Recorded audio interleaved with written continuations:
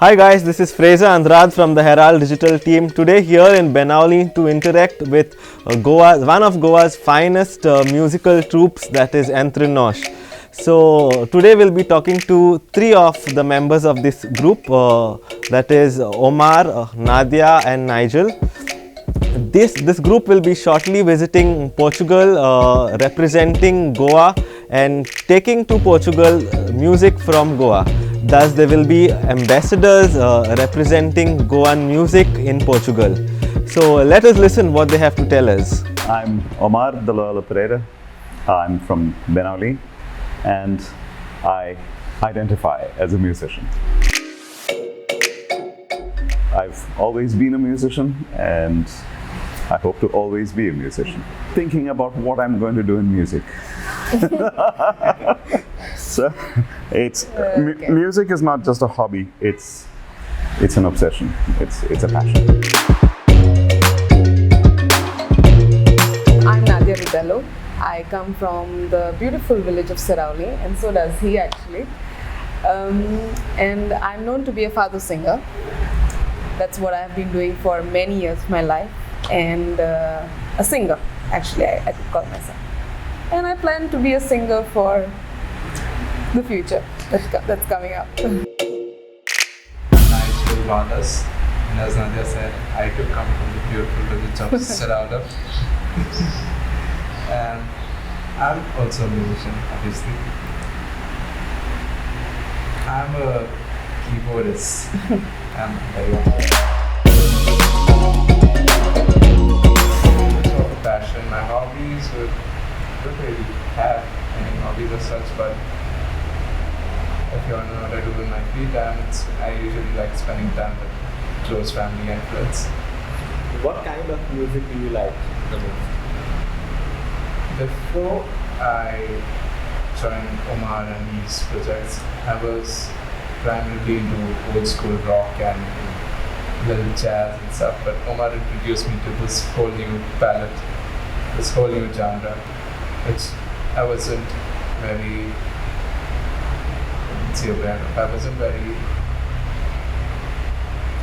Familiar with. Yeah. I wasn't very familiar with. And yeah, now that I've grown familiar with it, I'm very fond of it also.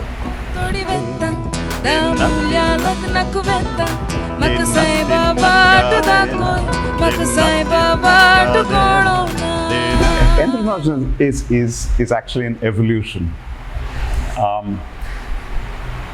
Selvan and I had started playing since the mid-80s, and then I left for Australia. I spent 15 years in Australia. I came back and Selvan and I started doing shows again. And then we thought we need to go beyond just being a kind of an instrumental duo. So we had started with another a trio, and that ran its course. And that singer Efigenie Miranda, she eventually became unavailable. So then we thought, let us kind of move direction a bit again, and then thankfully around that time Nadia was available, and she was she could fit into the grand scheme of things, and she did. And then that became Entrenosh, and Entrenosh took off, and then eventually we started with our home concerts, and giving Goan traditional music more importance and more of a platform. Before that, the genre we do is a kind of a broader. It's a broader palette. Mostly retro, but retro in English, Portuguese, Konkani, Spanish. So it's kind of very much the Latin vibe. And so it was when we started with the heritage concerts that we actually started looking at giving our traditional music a bigger place a bigger place in and amongst what we do. So what we're going to do in Portugal is what we do here, which is what I just mentioned, our heritage concert. And what we mean by heritage concert is we take Goan music, and what we've realized is when people perceive Goan music, their idea of Goan music is the commercial version of Goan music, and there is a lot of it out there, and you know, there is both music with commercial music with quality and commercial music without quality, but it sounds different. It's commercial. We wanted to go back to the roots. We wanted to go back to the authenticity of what our traditional songs were like. So what we thought is we'd curate a concert which would bring out the whole tapestry of Goan traditional music and how it has evolved, the influences that it has seen, how that has changed along the way, the rhythms that we use, the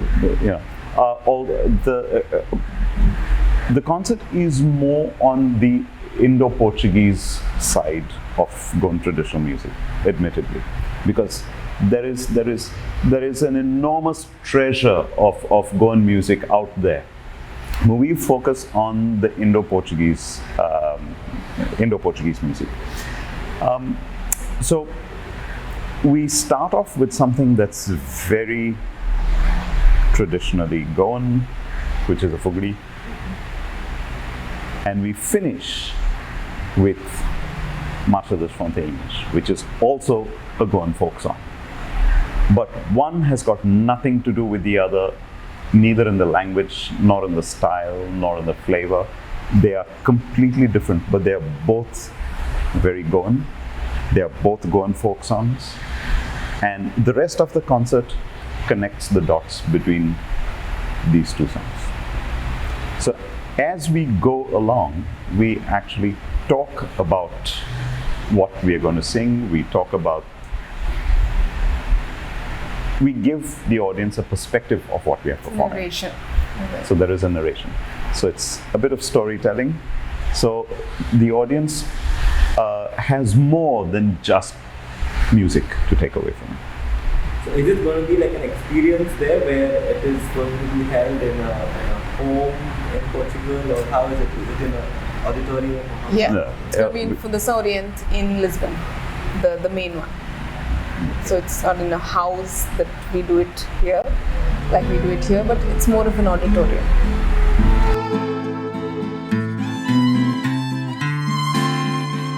When we refer to a song as Goan, what do you think? When it comes from Goa. Yeah, composed by a Goan When it comes from Goa, because language. the beauty of Goan music is that it does not have one particular signature or element to it. And that's the beauty. It is varied, and that is precisely what our concert is about. It's to show the variety of, it's to show the range, the spectrum that Goan music covers. Yeah? So it's not just one thing. It's not one rhythm. It is not one particular style. It covers a whole range. And that is precisely the need for this kind of a concert.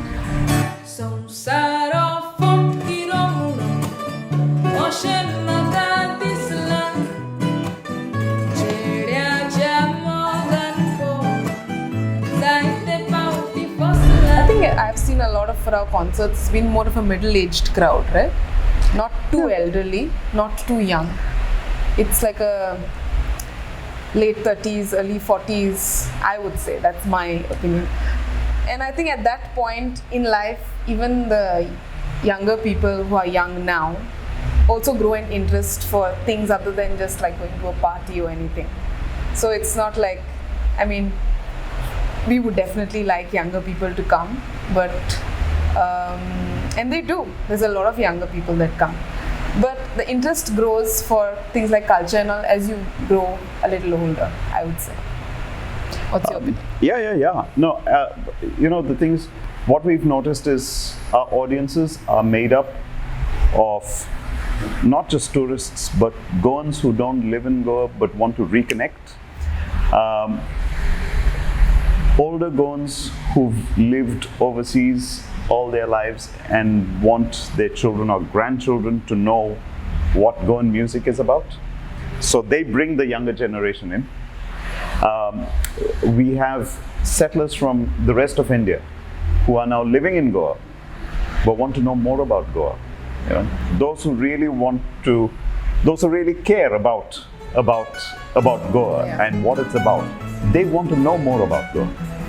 And and then of course you have your tourists as well who wants the experience. So it's a wide range. Esta marcha joanina que vem na rua passar é simples e pequenina para toda a gente cantar. O meu rico São João dos cravos e das cantigas. We approach it like work, so it's like going to the office for us. It's so we usually start around 9:30, 10 o'clock till about 1:30 ish, and then we have a break, and then we have another set of rehearsals after lunch. We'll go on till about 6:30 ish, sometimes 7. If we have a show, then we finish a little earlier, pack up, and then run for a show. So yeah, Like a day job. Yes, it is a day job. See, for all of us, this is our profession. It's not a hobby. Music is not our hobby. Music is our livelihood. So we approach it as that. We approach it as a livelihood, just as it would be if we had a job somewhere.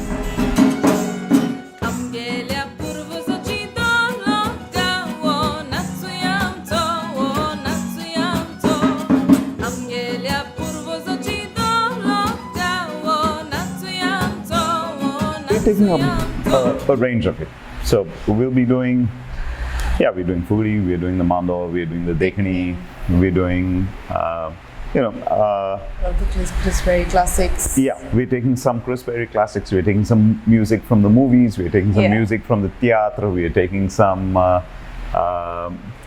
she's even going to be doing some Fado, but again, Fado is in context. Fado is not natural to Goa, but Fado has had influences on Portuguese, on our music in Goa. So we do the Fado in that context to show what how it's influenced Goan music.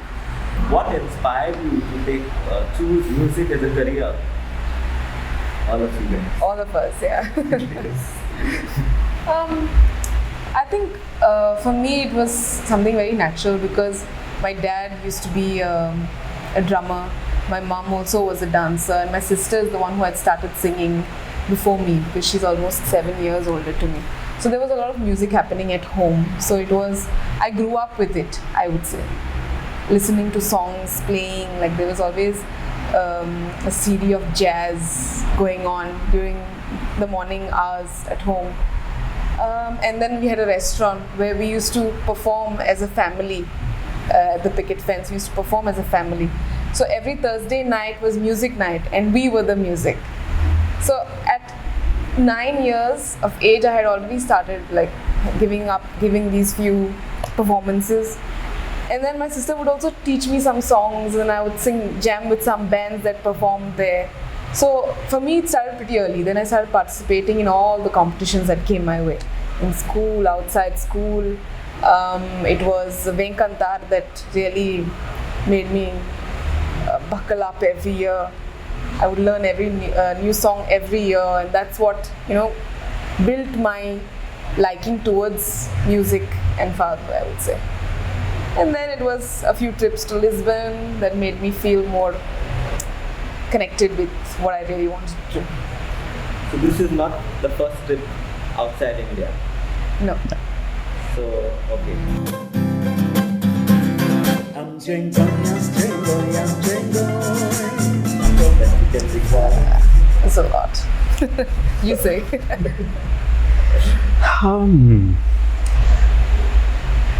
Okay, so a few months ago we performed in Macau and Hong Kong, but I think the standout was Macau.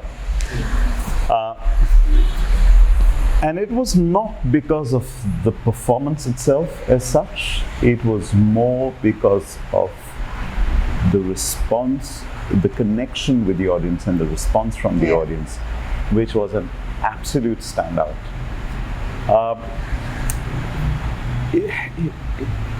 It was at a different level. That the response we got from the crowd was something completely different, completely unexpected, and very encouraging. Very encouraging, and it was emotion packed. You know, it was emotionally charged. There were actually people in the audience wiping tears, and you know, and getting goosebumps, and you know, all that kind of stuff, which was absolutely amazing. It's, you know, the kind of stuff that a performer dreams of. You know, that's. Yeah, so that was the standout in terms of performances. Yeah, I would say that was very special as well. Yeah. No castelo ponho o cotovelo, é alfama, descanso olhar. Like I said, what we are trying to do here is we are also trying to provide a context to the music. So we aren't just going there to perform songs, we are going there to talk about the songs that we are performing. So hopefully there is a context to what we perform, and that might hopefully change the audience's perspective to what they hear. I'm sure the songs that we do, they aren't hearing for the first time. They've heard some of those before. Some might be new to them, but there will be others that they've heard before. But it's not just about them hearing songs, it's also providing them with a context of those songs. And these are not just randomly chosen songs. There is a narrative across. Yeah? So one is linked to another. There is a little bit of a flow in terms of how the curation has taken place. So hopefully the audience will take away more than just an evening of music, you know. So what we want to do is also talk a little bit, tell a bit of the story behind those songs, and give the audience more of a perspective of why the song is that way.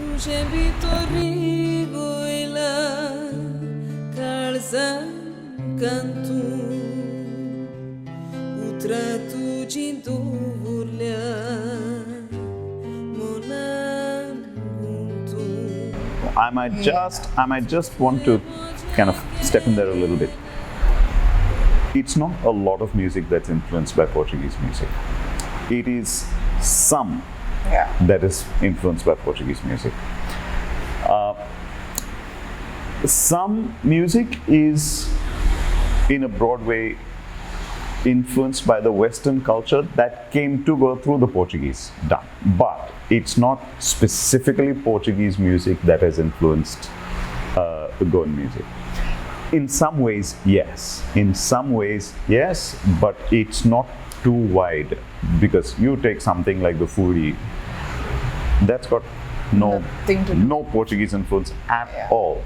At all. And therefore the beauty of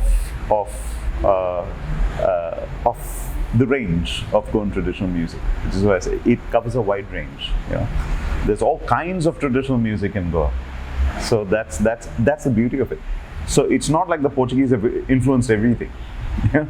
So there are some part of it. Yes, some part of it. Similarly, is music in Portugal influenced by something from Goa? That's what we hope to find out. Yes. We hope so. We hope so. That's what we're trying to figure out. Juramento não tocar de tangue dela não.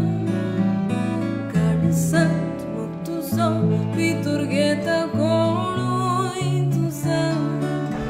I mean, challenges are. It's kind of schedules coming together, having the time to do and work on everything that we want to do, because there's lots of stuff that we want to do. It's about prioritizing what we want to do and how we want to do it. We record, we put out videos, we perform.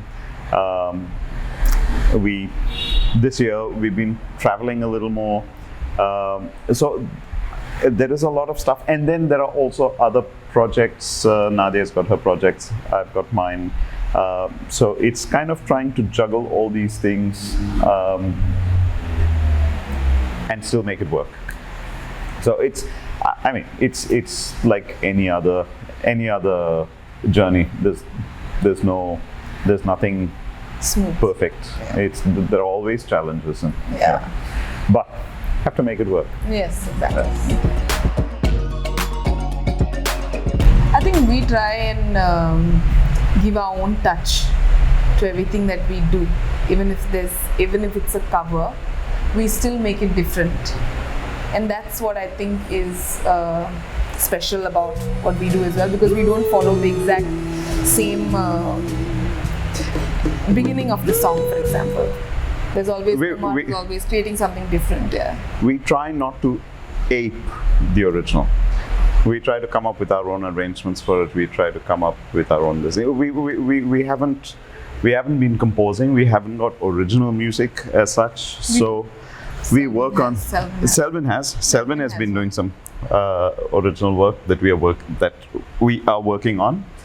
But in general, we haven't done much in terms of original music. So most of what we do is existing music. But having said that, what we try and do is give it wherever possible and however possible, we try and give it our own little Flavor.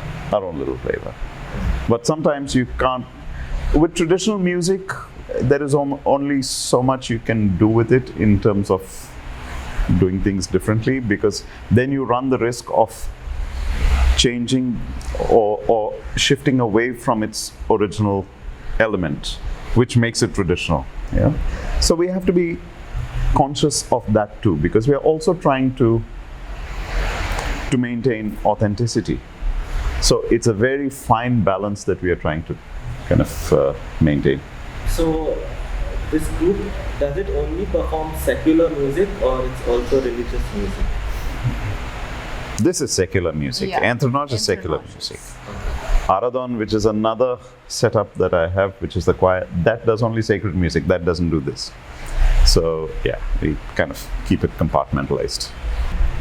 No, actually we haven't changed things much. Because Exactly the same thing that we do here, Yeah. which we are going to be doing there. yes, Nothing has changed. we haven't changed things much, because the whole point of the trip is to take what we do here, Yeah. and to present it to them there.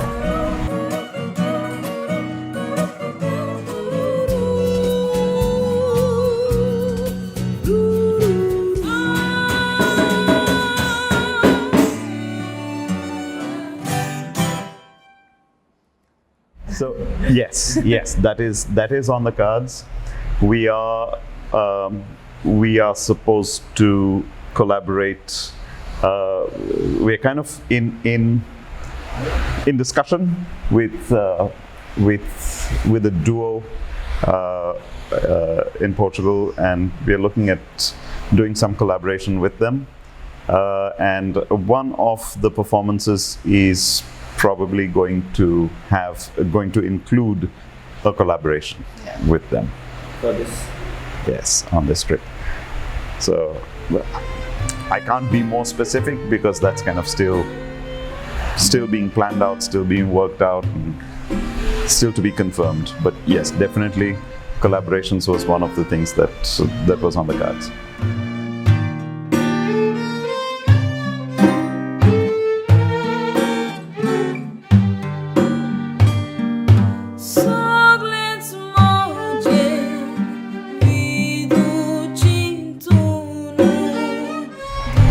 It was tough and it's still a learning curve. So when you play with Umar, you're not just doing stuff by yourself, but you're learning a lot from him. So the way he explains stuff and the way he explains what he wants makes it easier for me to adapt to the music and learn even more about the style of playing and stuff like that. A praia estava deserta e o sol surgiu lá no céu. What we are also hoping to do is shine the spotlight on Nadia and the fado aspect,